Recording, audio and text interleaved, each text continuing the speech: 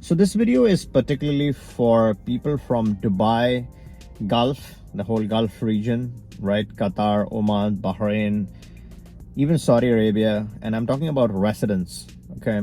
And resident meaning you're a foreign citizen. Let's say you come from a country who does not allow dual citizenship, right? You've spent exceedingly a large amount of time in the Gulf or Saudi Arabia, any of the Middle Eastern Gulf countries, and you have a poor passport.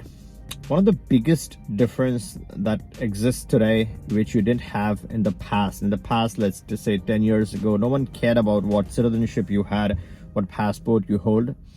But now in the last a few years, all these home country governments are becoming more and more draconian. They're getting more and more greedy.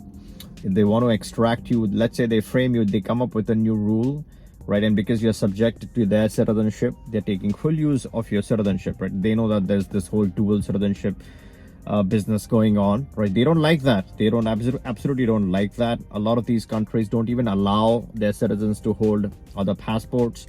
But let's say something goes wrong, right? And they find out something about you, whether it's right or wrong, that's another story. But they come up with some new rule, or they find out some new stuff, and they try to extract you from these Gulf countries, claiming that you're their citizen and you owe them money. That could be a drastic situation. Now, one of the other things is that a lot of these home country governments are getting more powerful, right? They're recognizing their rights to pull people. They're exercising all their diplomatic authorities to extract people from third countries, right? And these Gulf countries would not want to participate, right? The moment they have some derogatory information against you, they're going to kick you out. They're going to hand you over because they don't care. You're not their citizen. You're only there for a certain objective. They're not going to give you any citizenship, right?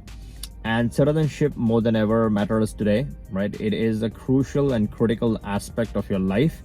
And therefore, I think it's very important to quickly get another citizenship.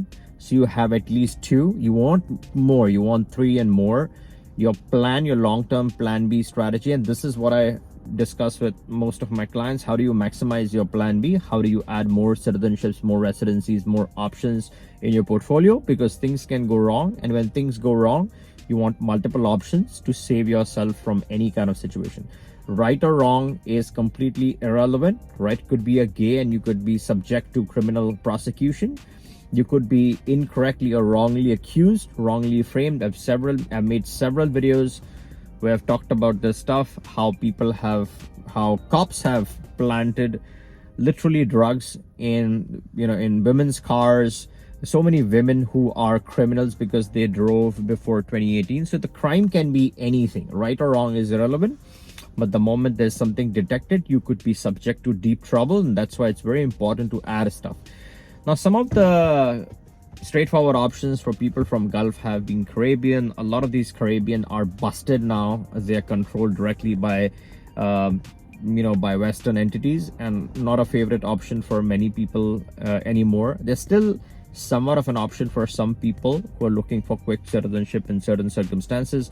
But for a majority of the people, donating so much money and then being controlled by Western entities, and I'm not talking about any specific program, I'm just making a general statement. Some programs might be still okay. But Turkey and Egypt are the only two, and they're very expensive. Not a lot of people are willing to get those passports because you're not only tying up so much capital, and on paper it might be okay, 400k in a property, but is your property really 400k, right? Maybe you're losing half the money. So it doesn't make sense, a good investment sense to a lot of people. A lot of people want natural options, organic options, where they can get real citizenships in future, not CBI citizenship, no military conscription and all those kind of things. So that's where I think there are 2 or 3 different options which are crucial, which are critical. Some of the key ones that I discuss with my clients are mostly in Latin America, and a couple of them are in Europe, right? You also have citizenship by exception, which is a unique feature if you qualify. But otherwise, the regular options include Mexico is a big one. Dominican Republic is a very interesting one, especially to have as a backup passport. You also have Brazil, Argentina. In Africa, you have South Africa, Mauritius, Those are very good options, and we have attorneys in all these locations that we talk about. So it's just a matter of time you finalize your options and we can get you started. In Europe, the most up and coming is Serbia. It's a good option. It's a good residency option as well. You can do a good business in Serbia and it can be a good investment. You also have Estonia in the mix. You have Hungary. You have options in Hungary, where you can start a residency and eventually work towards your long-term plan to citizenship. And there are several other different options that are up and coming. And if you are interested, as I said, you can always book a call, have a discussion. We can get you started. I think the low-hanging fruit could be Mexico. It has a very flexible residency that can then lead to citizenship. So that's a good starting point if you're interested, especially if you're in the Gulf. Then that's a good starting point. We have attorneys, and I've done a separate interview with my attorney why the Mexican citizenship is more certain as compared to other Latin countries. The advantages, the benefits, the safety. Mexico is, in my opinion, more safer than some of your typical Western countries. You've seen what's going on with the US. The crime rates have increased. Same as the deal with Canada. You just don't hear much what happens inside, but a lot of stuff happens inside.